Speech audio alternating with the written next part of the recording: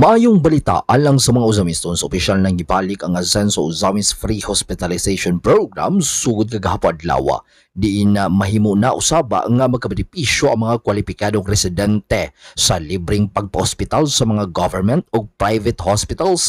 Pinaagi sa pagtambayayungay tali ni Congressman Ando Wominal o Congressman Indy Wominal. Gipahibalo ni Mayor Sam Norman Gufuente sa pagbalik sa mga programa atul sa State of the City Address. Din iyahang gibisiugda nga ang bag-ong sistema sa programa mas lig-on ug mas organisado aron nga mapalapdan ang paghatag og dekalidad ug episyenteng serbisyo sa panglawas alang sa katawhan sa Uzamis.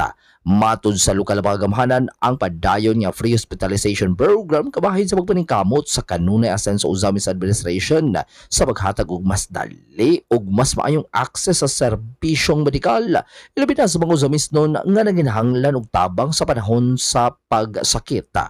Ang pagbalik sa mga programa nagpalig-on sa commitment sa lokal na liderato ug pag-atiman sa kahimsog sa katawhan pinaagi sa mas epektibo ug koordinadong paghatag og serbisyo sa panglawas.